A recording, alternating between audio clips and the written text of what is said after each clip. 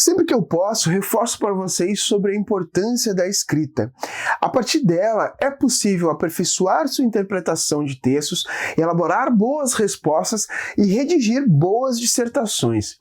Sendo assim, é de suma importância aí ter conhecimento dos tipos de discurso e de outras ferramentas idiomáticas nos estudos que antecedem as provas. Foi pensando nisso para conhecer então os diferentes tipos de discurso. Vem comigo!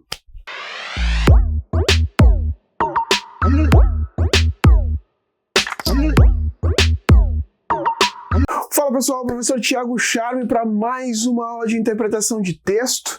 Bom, importante iniciarmos esta aula aqui falando da maneira como a ideia de discurso é transmitida. Como assim, Charme?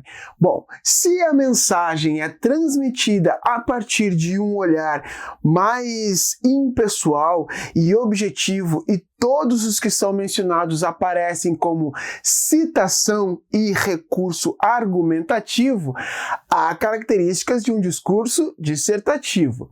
Agora, se por outro lado aqui, quando ocorre a presença de um enunciador, o texto será narrativo e pode conter outras vozes e personagens que compõem aí a história.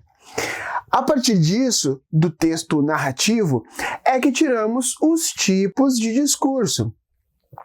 Eu estou falando aqui do discurso direto, indireto e o indireto livre. E o mais legal é que conseguimos aplicá-los independentemente aqui do gênero textual. Os tipos de discurso dizem respeito à fala da personagem dentro de uma narração.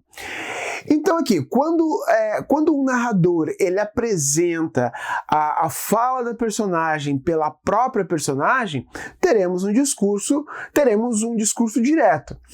Agora, quando ele reproduz com sua própria voz a fala da personagem, teremos então o discurso indireto.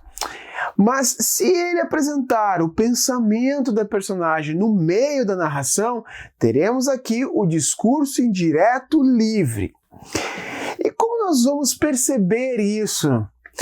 Bom, no discurso direto, a personagem da história, ela tem total liberdade aqui para expor suas ideias sem a interferência dos ideais e valores do narrador. Olhem só, prestem nessa importância aqui. Em outras palavras, a ideia ela é transmitida com as palavras escolhidas pelo próprio personagem.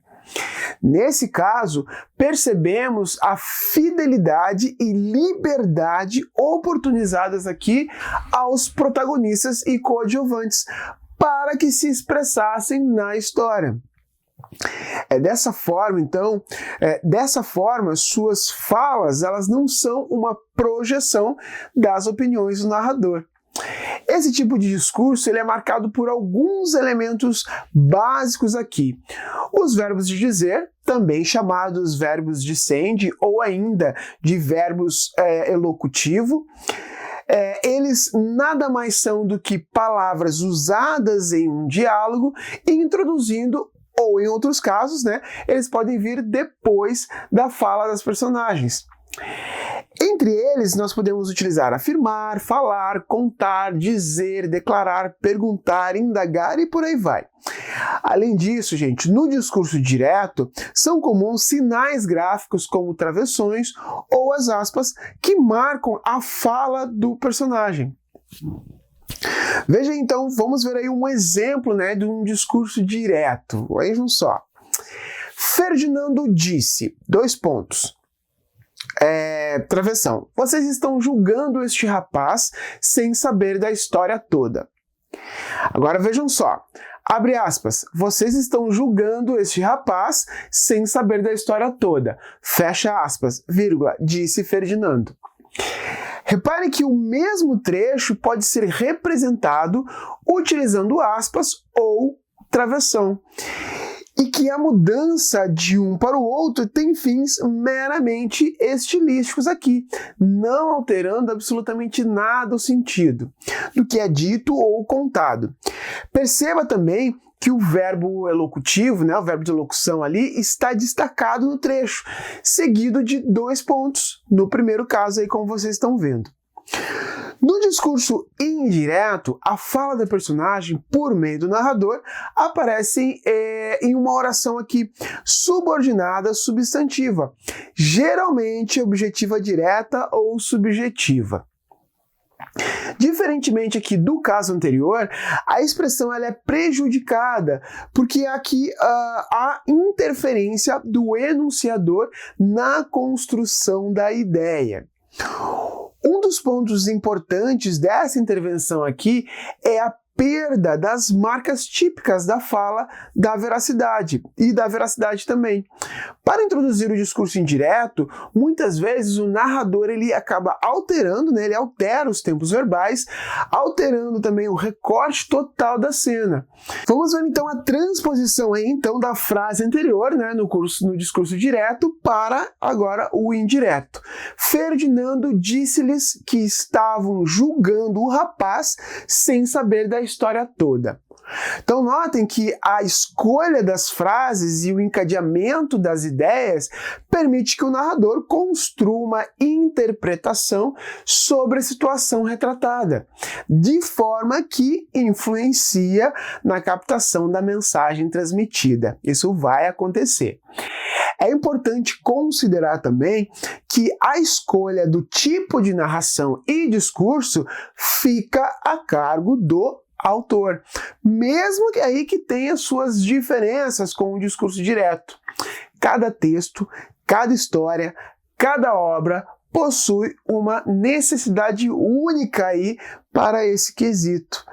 Em outras palavras, gente, não é uma questão de serem ruins ou boas para o tipo de discurso, mas o quão útil elas são para determinada escrita. Por exemplo, textos teatrais, eles tendem a apresentar discurso direto porque essa é a essência desse tipo textual. Da mesma forma, um diário contém um relato subjetivo sobre o dia a dia. E assim, então, podem aparecer falas indiretas de personagens para expressar a opinião do narrador diante ali daquelas situações. E quanto ao discurso indireto livre? Bom, esse é caracterizado pela conexão aqui do narrador com a personagem. Ou seja, além de dizer as falas de outra pessoa, o narrador também toma o lugar dela para relatar seus sentimentos e desejos.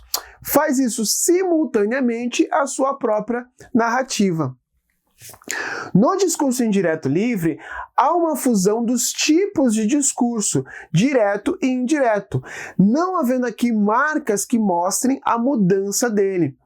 É como se o pensamento do narrador, quando na verdade se trata do pensamento da personagem. Sacaram? Dessa forma, podem ser confundidas então as falas dos personagens e também do narrador. Por exemplo, vejam só, João Fanhoso fechou os olhos, mal-humorado. A sola dos pés doía. Calo miserável. Aí um trecho de Vila dos Confins de Mário Palmério. Então, perceba, olha aí na frase, perceba que o discurso indireto livre, ele corresponde à fala dos personagens, porém expressa pelo narrador, aí o discurso indireto. E reproduzidos na forma como os personagens diriam, discurso direto. As orações do discurso indireto livre podem usar ou não os verbos de elocução. Ao usá-los, porém, fica mais nítido que a frase não é do narrador, mas sim do personagem. Em alguns momentos aqui é quase impossível distinguir aqui qual voz está presente, mas é notável que a expressão do personagem é garantida e também é preservada. Como puderam perceber, gente, nos exemplos todos aí que foram dados, há uma equivalência entre o discurso direto e o indireto. Não sei se vocês notaram, olha só. Notaram, por exemplo, que os vocábulos do discurso direto, eles ficaram depois da conjunção integrante que no discurso indireto? Isso é comum. É bem comum, é de praxe isso acontecer. Na verdade, existem algumas regras de transposição do discurso direto para o discurso indireto. Assim, ó, vejam só. Vamos pegar então o discurso direto e indireto, como está aí na tabela. Ó. Preciso me ausentar por algumas horas. Enunciado na primeira pessoa, eu, né? Disse que precisava se ausentar por algumas horas. Ele ou ela ali, então, enunciado na terceira pessoa. Então, no direto livre, o eu, primeira pessoa, passa para a terceira pessoa no indireto. Sou a pessoa com quem conversou há pouco. Perceba o que está destacado, ó. Enunciado no tempo presente. Disse que era a pessoa com quem tinha conversado há pouco. Perceba que o enunciado ele vai no pretérito imperfeito. Agora veja esse outro. Não li o jornal hoje. Enunciado no pretérito perfeito. Li, né? Passado, pretérito perfeito. No indireto, disse que não tinha lido o jornal hoje. Então, o enunciado ele vai para o pretérito mais que perfeito. Então, quando um está no jeito, ele passa do outro jeito. O que você fará para solucionar o problema da falta de luz? Enunciado no futuro do presente. Perguntou-me o que faria para solucionar o problema da falta de água, da falta de luz. Então, vejam, enunciado no futuro do pretérito, muda, né? Não me interrompa mais, enunciado no modo imperativo. Pediu que não lhe interrompesse mais, então ele passa do imperativo para o enunciado no modo subjuntivo, né? O modo verbal vai para isso. Isto é sensacional. Pronome demonstrativo isto em primeira pessoa. O que acontece? No indireto ele precisa ir para a terceira pessoa. Disse que aquilo era sensacional, né? Então o pronome demonstrativo aparece na terceira pessoa ali no indireto. Somos muito felizes aqui. Usei advérbio de lugar, né? O aqui. Como é que ele fica? Diz que são muito felizes lá. Então o advérbio ele muda de aqui para lá. Viram? A transposição, né, do discurso direto para o indireto é um dos momentos aí que também são bastante queridos aí pelos vestibulares, certo?